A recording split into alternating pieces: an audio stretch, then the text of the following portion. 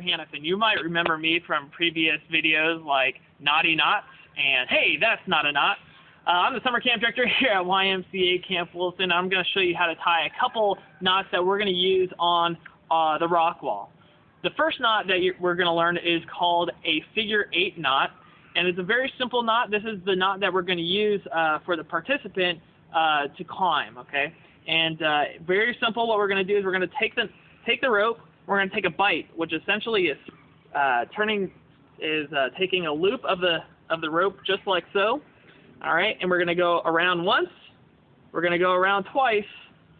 And we're going to pull through. Okay, it's a very simple knot, and you'll notice if you get up nice and close there that we have an 8. You can see going around just like an 8.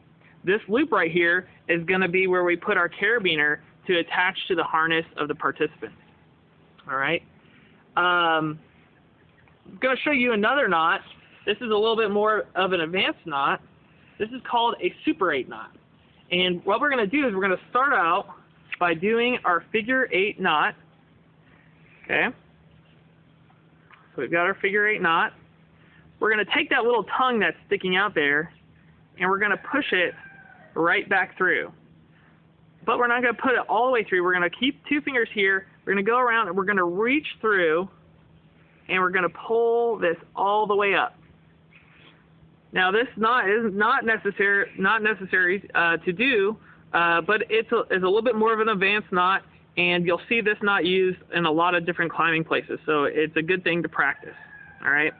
Now anytime you tie either of these knots, you're going to have a little bit of a loose end. Let's pretend this part goes all the way up to the participant. This is just kind of flopping around.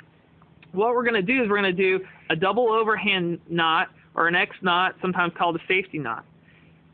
I like to put my thumb on the rope. I go around my thumb once.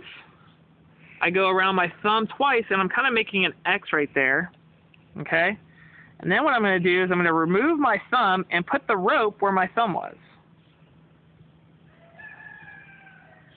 What that does is it gives me just a little knot that's going to keep that little loose end out of the way.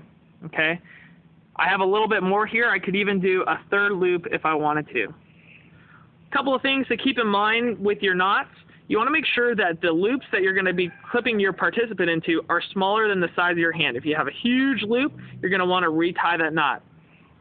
And then the other part is this area between your knot and your double overhand knot up top. You want to make sure that it's smaller than about 4 inches. You don't want somebody getting anything stuck in this area. So you want it nice and small. This is a good example of what it should look like. Okay. I'm going to show you one more knot that might become helpful for you when you're working at the rock wall. If you take down your ropes every day, you're going to need a way to put your ropes back up.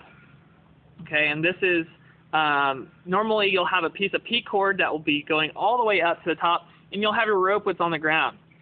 Now you don't want to drop your rope or your P cord. All right, that's no fun because then you have to climb up there from the back, and it's not a lot of fun. So what you want to do is we're going to make what I like to do is make an overhand knot, which is just the knot that you use to start the tying your shoes. Okay, so again, we'll make that overhand knot once. You want that real tight. Then I come to the other side and I make another overhand knot. So I've got 2 overhand knots, nice and tight. Okay. This rope is a little bit different than the P-cord rope that you might be using. Then what you're going to do is you're going to take a loop and you're going to flip it over. You're going to take another loop. You're going to flip it over. You're going to take one last loop and you're going to put it at the very top. This will then go all the way up to the top of your wall.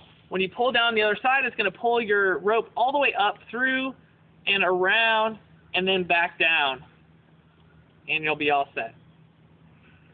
So those are your knots that you're gonna use.